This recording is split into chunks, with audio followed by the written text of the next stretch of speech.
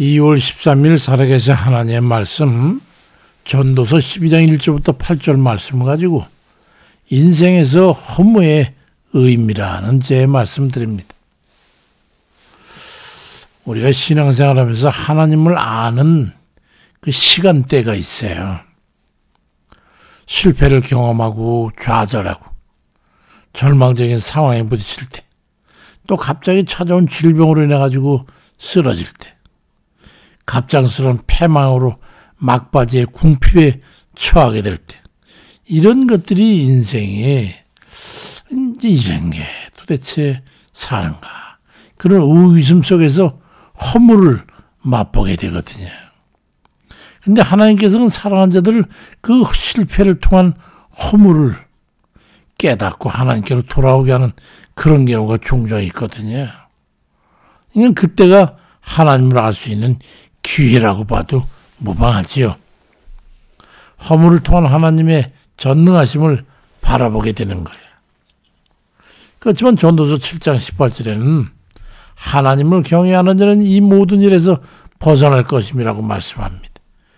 그러니까 하나님 정말로 온전히 경외하는 그런 삶을 살아가는 사람에겐 그런 깨우침이 필요 없으니까 그냥 온당한 형통의 삶을 살아가게 하시는 거지. 우리가 어느 방향을 해 살아나가야 함을 단적으로 말씀해 주고 있죠.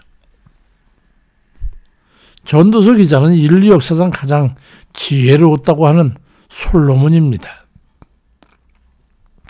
그런 그가 전도서 2장 11절에 보니까 그 후에 본적 내 손으로 한 모든 일과 수고한 모든 수고가 다 헛되어서 바람을 잡으려는 것이고 해 아래서 무익한 것이라고 말씀하고 있어요. 우리는 솔로몬의 그 전도를 통해서 교훈을 얻고자 합니다. 인생의 허물을 깨닫게 되면 하나님만 바라보게 되지요. 의지할 것이 없으니까.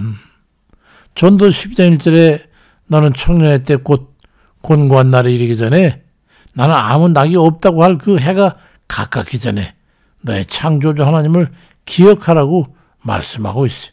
교훈을 삼아라 이 말이지. 그래서 전도 12장 13절에 하나님을 경외하고 그 명령을 지켜라. 이것이 사람의 본분이니라. 그 과정을 통해 결론을 말씀하고 있는 거예요. 하나님을 기억해서 하나님을 경외하고 하나님 말씀을 지켜 행하는 그 삶이야말로 사람의 본분이라고 할 수 있지요. 인생에서 참된 의미와 행복은 하나님을 경외하며 그 명령을 지키는 삶 속에서 얻어지는 거예요. 무엇보다도 바른 마음의 자세를 갖는 게 중요합니다. 하나님 앞에 완전한 순종이 있고 그걸 행동으로 실천하게 될 때, 그리고 나면 하나님의 복을 향한 그런 거침없는 시작점에 서게 되는 거예요. 믿음으로 이제 치고 나가면 되는 거예요. 하나님께서는 전도 3장 10절에 하나님의 인생들에게 노고를 주셔서 애쓰게 하신 것을 내가 보았다고 이제 시편 전도서 기자는 말하고 있어요.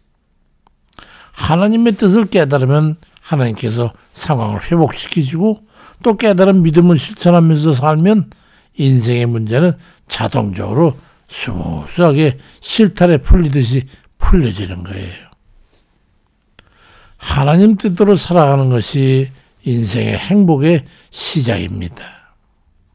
전도서 3장 12절 이하에 사람이 사는 동안에 기뻐하며 선을 행하는 것보다 나은 것이 없는 줄 내가 알았고 사람마다 먹고 마시는 것과 수고함으로 낙을 누리는 것이 하나님의 선물인 줄을 또한 알았도다 말씀하고 있어. 은혜의 세계를 맛보고 깨닫고 나면 나밖에 모르는 그런 삶에서 벗어나가지고 하나님 뜻에 합당한 삶, 또 받은 바 은혜를 실천하며 살아가는 그 삶을 기쁨으로 알고 살아가게 되는 거예요. 누가 그래 해라 해서 하는 것도 아니에요. 진정한 삶의 지혜가 무엇이라고 생각하십니까? 전도서 12장 7절에 흙은 여전히 땅으로 돌아가고 신은 그 주신 하나님께로 돌아가기 전에 기억하라고 말씀하고 있어요.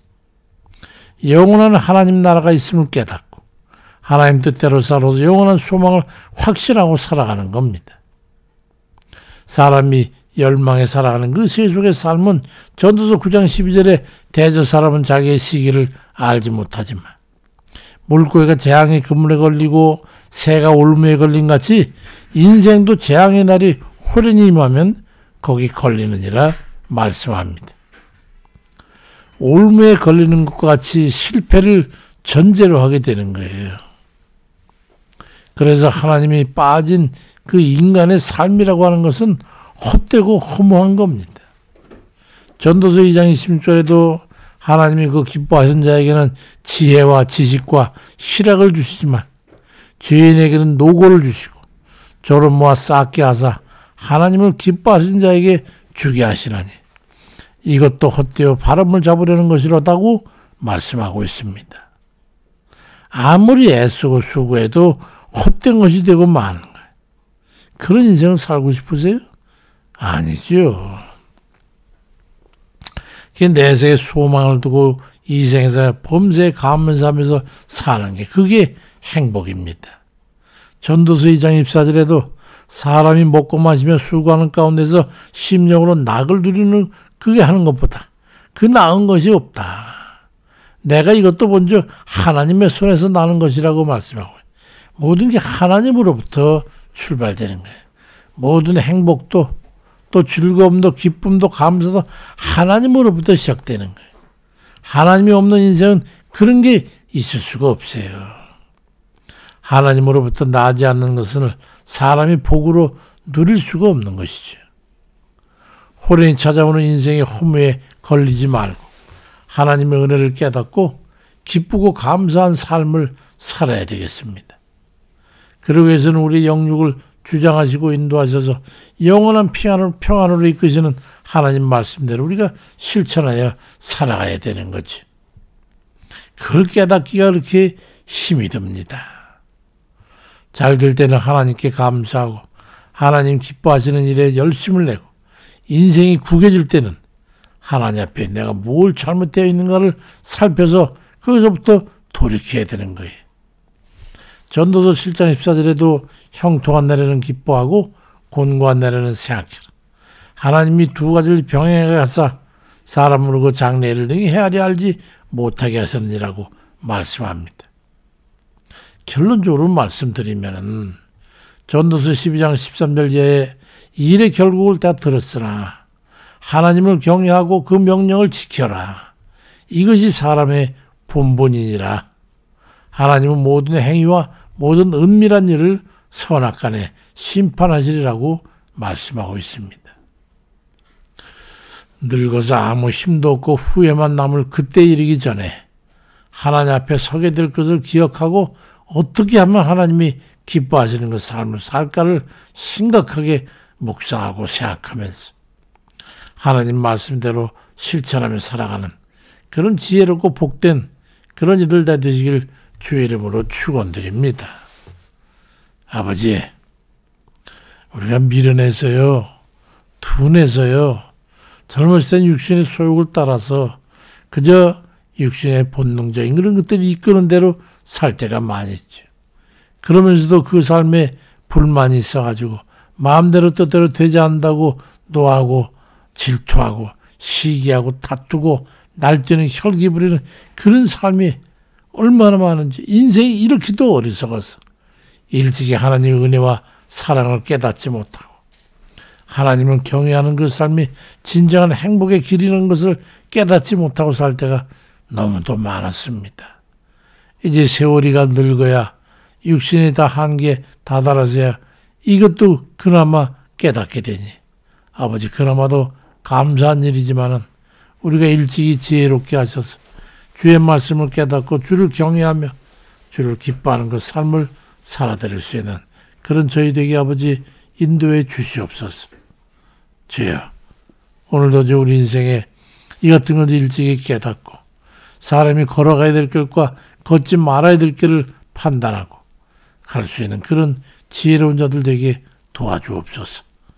나라를 이끌어가는 정치하는 이들 그들을 지도자라도 할 수 없는 참으로 추악하고 패괴한 자들 불의하고 아버지 괴악한 자들 아버지 이 자들을 어설히 이 땅에서 치워주셔서 정말로 존중받고 또 주님 사람들에게 인정받을 만한 그런 서러고 자비하고 의롭고 아버지 정말로 옳은 길을 가는 그런 이들이 나라의 정치판에 서서 나라를 끌고 백성들을 지도하며 국민들이 앞서서 나라의 번영을 위해 나아가는 그런 이 땅 되도록 인도해 주옵소서. 거짓말하는 자들이 사기치는 자들이 서로 악한 꾀를 가지고 의로운 자를 해악하고 넘어뜨리려 하는 이 분개할 수밖에 없는 이상을 주께서 보시고 그 악한 자들이 속히 다 쓸어 이 땅에 소멸되도록 역사해 주옵소서. 감사를 드리고 예수 그리스도의 이름으로 기도드립니다. 아멘입니다.